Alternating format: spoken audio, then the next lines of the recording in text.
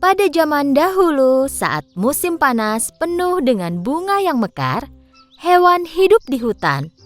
Burung dan serangga paling menikmati musim ini. Dan tentu saja, tak kesulitan mencari makanan.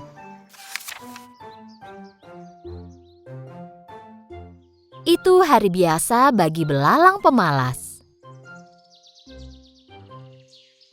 Dia memakan akar tanaman herbal yang dia ambil sambil memainkan biola dan bernyanyi. Oh, sungguh hari yang indah. Lalala, ku akan bermain dan bernyanyi dengan biolaku. Dan aku tak tahu lagi kata-kata lagunya. Tapi tak masalah. Setelah selesai menyanyi sekuatnya, dia mendengar suara berisik dan mencoba mendengarkan. Agar mengerti asal dan suara siapa itu, dia segera melompat tinggi ke cabang pohon. Dan di sana dia melihat jejak semut di kejauhan. Mereka berbaris seperti tentara. Dengan susah payah, para semut membawa biji-bijian dan buah kering yang jatuh dari pohon. Belalang melompat ke tanah dan kebingungan sambil melihat barisan semut itu menghilang. Aku tak pernah melihat semut ini. Mereka selalu bekerja. Tepat saat itu, dia melihat seekor semut mendatanginya. Semut itu mencoba membawa biji yang lebih besar dari badannya.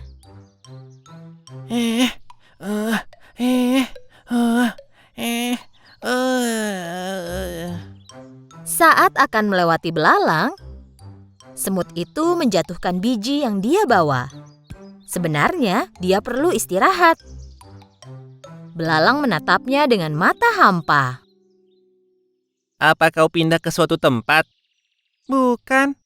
Jangan bilang kalau bakal datang bencana. Apa itu alasan kau melarikan diri? Bukan. Kalau begitu boleh kutanya kau sedang apa? Kami membawa makanan ke sarang kami. Oh begitu, kalian pasti menunggu banyak tamu malam ini. Kami menyimpan makanan untuk musim dingin.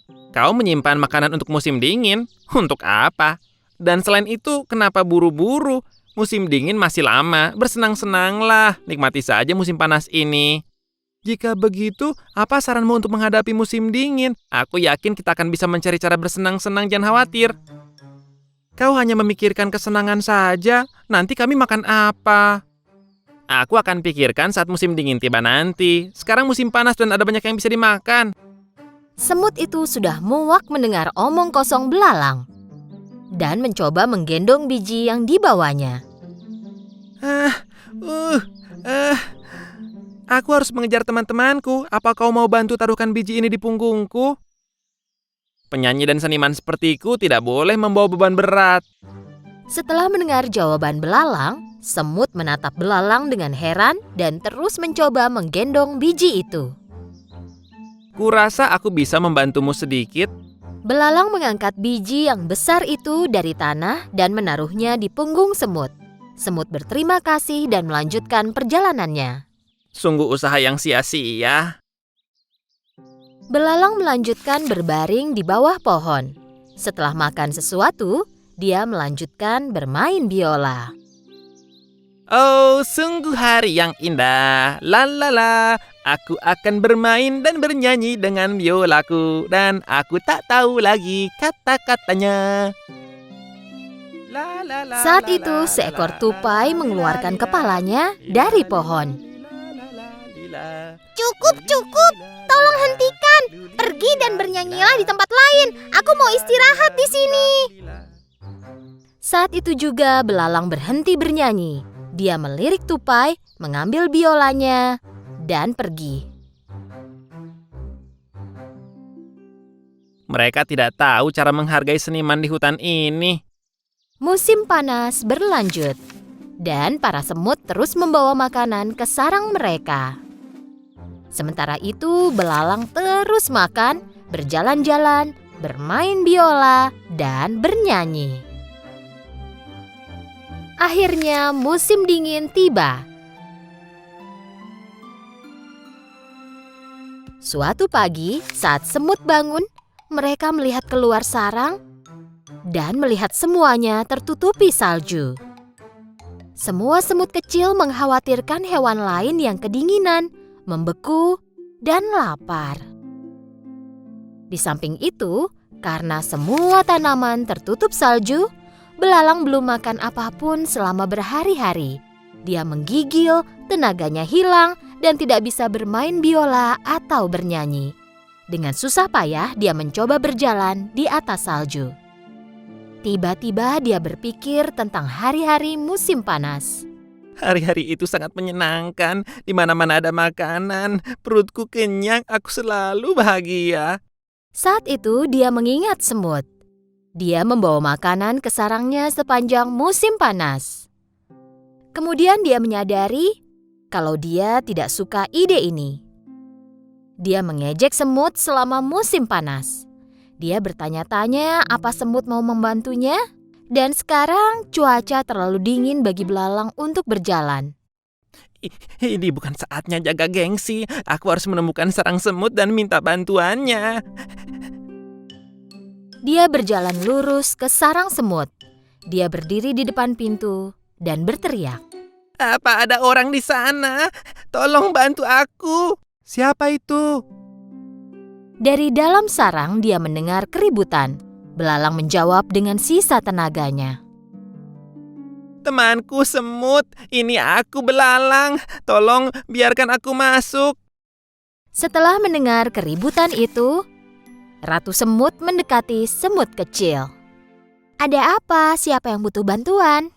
Hanya belalang pemalas yang duduk bernyanyi sepanjang hari, ratuku. Kupikir dia lapar dan minta bantuan. Siapapun yang mendatangi pintu kita dan meminta bantuan tidak boleh kita tolak. Ratu dan semua semut lain mendekati pintu depan sarang dan membukanya. Belalang terbaring di salju karena sudah sangat lemah. Para semut segera mengangkat belalang dan membawanya ke dalam sarang. Belalang sehat kembali berkat kehangatan sarang semut.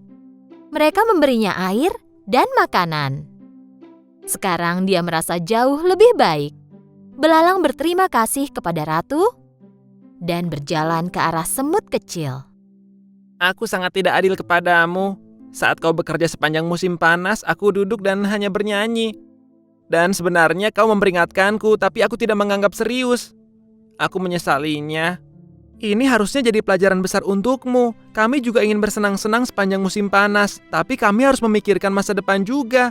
Jika kami tidak mengumpulkan makanan selama musim panas, kami mungkin ada di posisimu sekarang. Belalang tinggal di sarang semut selama beberapa waktu. Dia kini jauh lebih baik dan lebih sehat. Saat tiba waktunya pergi, semut memberi makanan kepada belalang. Terima kasih atas segalanya. Kalian menyelamatkanku dan aku tak akan melupakannya. Dan aku tak akan bermalas-malasan lagi sekarang. Bisa aku minta tolong? Tentu, katakan saja apa yang kau inginkan. Saat musim panas, mungkin kau bisa belajar bermain biola dengan benar dan membuat hewan lain bahagia.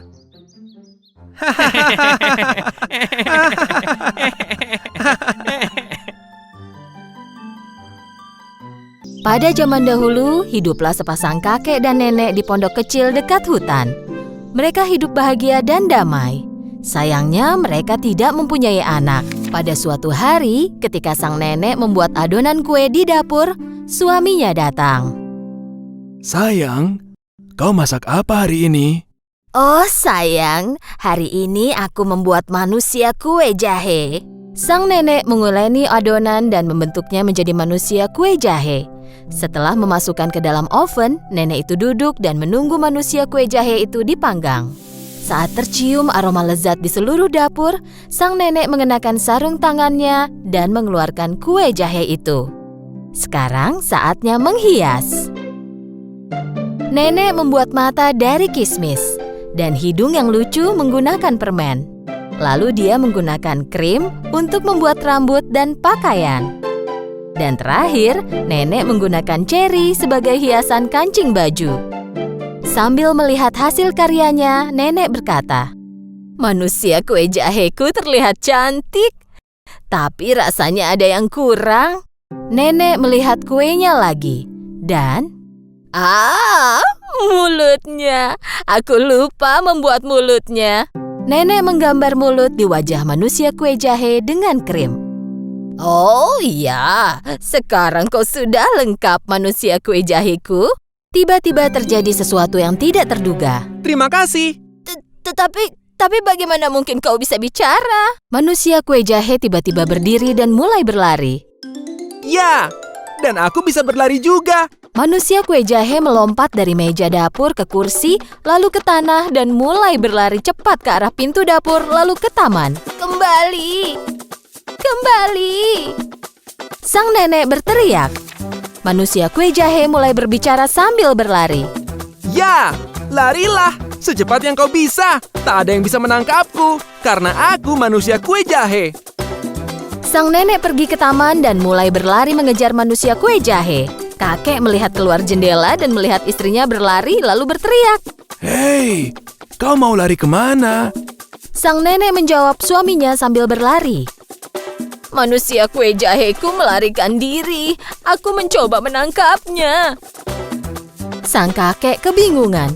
Nenek terus berlari, tetapi manusia kue jahe sangatlah cepat. Rasanya mustahil bisa menangkapnya. Tak lama kemudian manusia kue jahe melewati sebuah peternakan. Sapi yang merumput melihatnya. Kuenya terlihat enak. Aku harus menangkap dan memakannya. Sapi itu juga mulai berlari mengejar manusia kue jahe. Tunggu, jangan lari. Aku akan memakanmu. Ya, larilah secepat yang kau bisa. Seorang nenek juga mencoba menangkapku, tapi tak ada yang berhasil karena aku manusia kue jahe. Sang nenek dan sapi berlari mengejar manusia kue jahe. Dan kali ini, seekor babi melihat manusia kue jahe itu. Manusia kue jahe, cocok dengan lidahku. Tunggu, akan kutangkap kau. Manusia kue jahe menjawab sang babi sambil berlari.